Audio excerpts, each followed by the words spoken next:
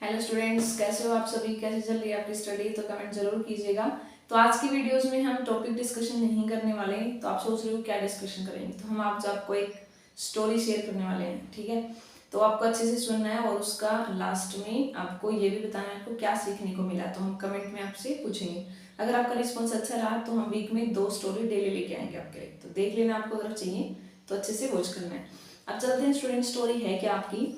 तो ये स्टोरी उस टाइम की है जैसे आपके जब आश्रम में रहते थे। जैसे अब क्या होता है, जैसे आप स्कूल में जाते हो विद्या ग्रहण करने के लिए, पढ़ने के लिए।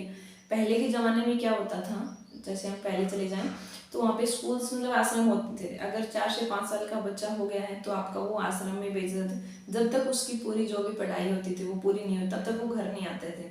वहाँ पे उनका खाना पीना रहना सारा काम करते थे, वो खुद से ही करना पड़ता था उन्हें। सारे आश्रम की साफ सफाई करनी या अपने भोजन की व्यवस्था करनी, पढ़ाई का सारा काम करते थे।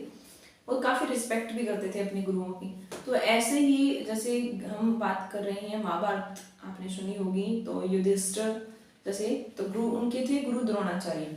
तो वहाँ पे कौरव भी थे और पांडव सभी गए हुए थे शिक्षा ग्रहण करने के लिए गुरु द्रोणाचार्य के पास। ठीक है, तो एक दिन क्या हुआ, जैसे गुरु द्रोणाचार्य है ना डेली शिक्षा देते थे आपको कि हमें झूठ नहीं बोलना चाहिए, सत्य का पालन करना चाहिए, धर्म के अकॉर्डिंग हमें अपने धर्म को छोड़कर कभी नहीं जाना। मतलब इस टाइप्स की जो बातें आपको टीचर्स स्कूल्स में बताई जाती हैं, वैसे जर्नल भी कहा जाता है ना कि हमें कभी भी गुस्सा नहीं करना चाहिए, कभी झूठ नहीं बोलना चाहिए, अपने गुरुजनों का आदर करना चाहिए। तो इस टाइप्स की जो बातें थी वो उनको बताते थे गुरुजी, और अगले दिन पूछते थे तुमसे। तो क्या हुआ, अगले दिन गुरुजी ने पूछा कि कल हमने आपको क्या बताया था। तो सभी स्टूडेंट से पूछा, जितने भी उनके शिष्य थे, तो सबने आंसर दिया कि हमें कभी भी झूठ नहीं बोलना चाहिए, सत्य का पालन करना चाहिए, और धर्म की जो भी बातें कही जाती हैं उनका अकॉर्डिंग ही चलना चाहिए। लेकिन युधिष्ठिर से जब उनके गुरुजी ने पूछा, बताइए युधिष्ठिर हमने क्या बताया था, तो उन्होंने कहा कि मुझे तो याद नहीं है। जैसे कई बार हो जाता ना, आपको याद नहीं रहता। तो गुरुजी ने कहा ठीक है कोई बात नहीं। फिर से उन्होंने कल नेक्स्ट डे सब बच्चों ने शिष्यों ने यही सेम बात बताई कि आपकी। लेकिन फिर से युधिष्ठिर से पूछा गया, तो युधिष्ठिर ने क्या कहा कि मुझे तो आज भी याद नहीं है। तो गुरु ने कहा कि ऐसे चलता रहा, बीच में वो क्लासेस वगैरह कुछ और काम हो तो ले नहीं थे पर। तो फिर ऐसे करते करते 15 से 10 दिन चले गए, 10-15 दिन चले गए। गुरुजी ने यही पूछते, सारे शिष्य बता देते लेकिन युधिष्ठिर नहीं बता।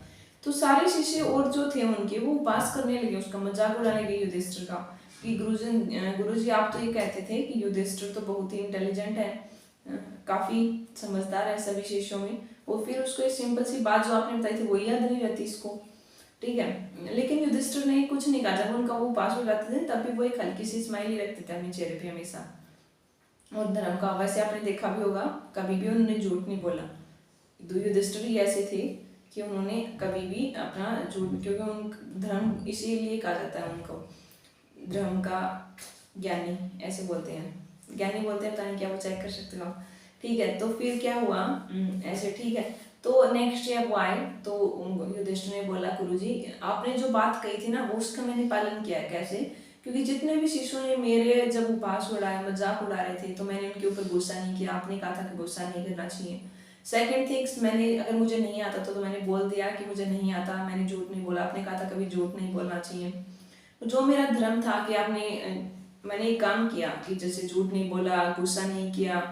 ठीक है, और तो ये धर्म का पालन किया, तो मैंने ये सारा काम किया। तो गुरुजी बहुत खुश है, और ये उन्होंने ये काफी गुरु सभी बच्चों को समझाया कि याद करना, जैसे कहते हैं ना स्कूल में हम सीखने, जैसे एक तो होता है सीखना और एक होता है आपका पढ़ना। तो स्कूल में आप पढ़ने नहीं जाते, सीखने जाते हो कोई नई थिंग्स जो सीखने, क्योंकि पढ़ तो आप घर पे भी सकते हो, काफ़ी सारे विशेष होते हैं हमें, तो एक अलग माहौल होता है हमारा।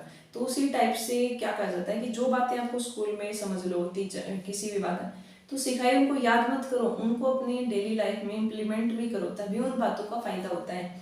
तो जैसे उन्होंने वो सिर्फ याद कर लिया, उन्होंने काम नहीं किया उसके ऊपर, तो उसका क्या फायदा, लेकिन उन्होंने उसके ऊपर काम करके दिखाया युधिष्ठिर ने। ठीक है, उन जो भी उसका गुरु बताते थे बात तो उनका पालन करते थे।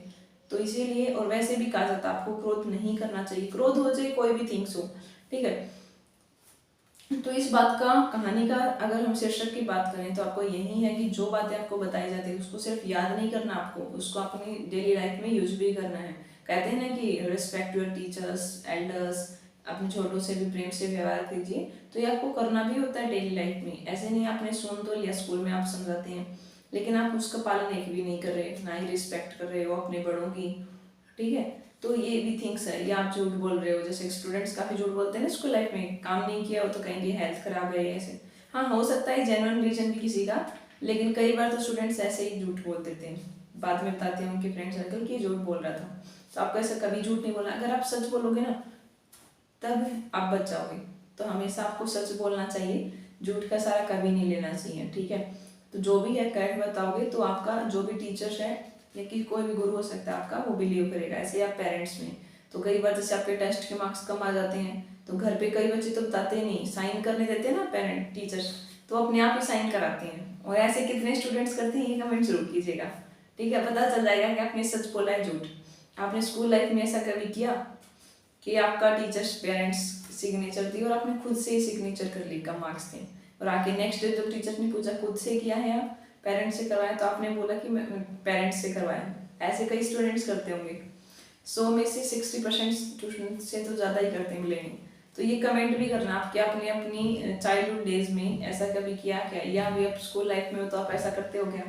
जैसे टेस्ट वगैरह होते हैं तब भी बच्चे चीटिंग बहुत करते हैं आपस में, या पहले से लिख लेते हैं ऐसे। तो बहुत सारी ये सब थिंग्स आपको नहीं करनी। अगर आपको कम आता है ना तो आप कम बता दीजिए।